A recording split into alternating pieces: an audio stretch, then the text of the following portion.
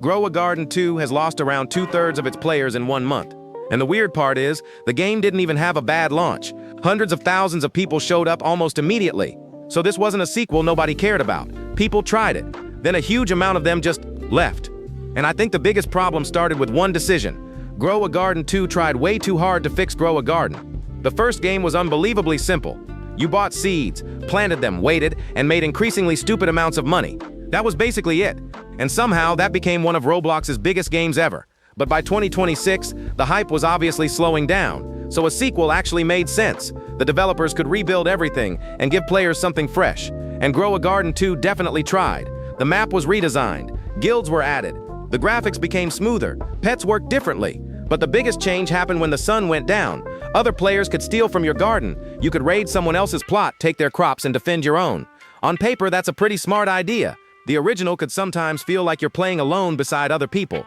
Now, those other players actually mattered, but there was a problem. A lot of people weren't playing Grow a Garden for competition.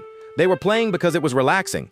You could leave your garden running and come back later. You could collect rare plants and slowly build something massive. There wasn't much pressure. Grow a Garden 2 suddenly turned part of that into PvP. Now you had to think about people taking your stuff. And judging by the reaction online, not everyone wanted that. Some players liked the extra risk. Others basically asked why a peaceful farming game needed stealing at all. And that's where the sequel started feeling confused. Was this supposed to replace Grow a Garden? Or was it a completely different game? Because if you loved the original, none of your progress came with you. Your pets didn't transfer, your crops didn't transfer, your money didn't transfer. You were starting again. That sounds normal for a sequel, but Grow a Garden isn't really a story game. Your collection is the game. Players had spent months building huge inventories, so asking them to abandon that needed a very good reason. And for some players, stealing in a new map weren't enough. But maybe updates could fix that. This is where things should have turned around.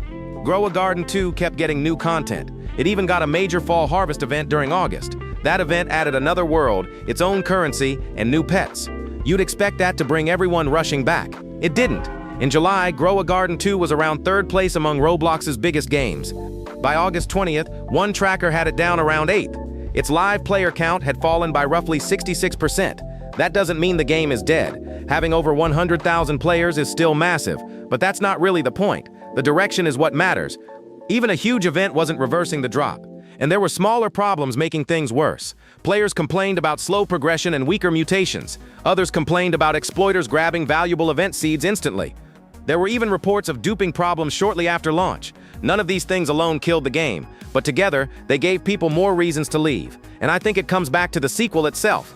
Grow a Garden 2 tried to become a better game. More systems, more competition, more reasons to pay attention. But maybe Grow a Garden became huge because it barely asked anything from you. You planted something. You came back later. Number went up.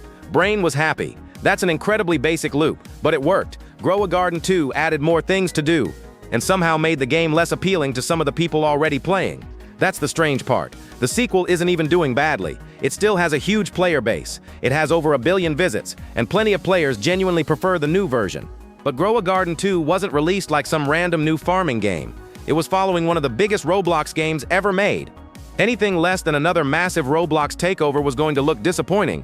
And right now, the player count is moving the wrong way. Maybe another update changes that. Maybe the game finds its own audience. But I think Grow a Garden 2 made one mistake immediately.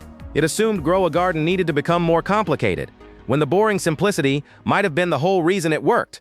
Like and subscribe for a shout out next video. Comment down below what you thought of this, and I'll see you next video.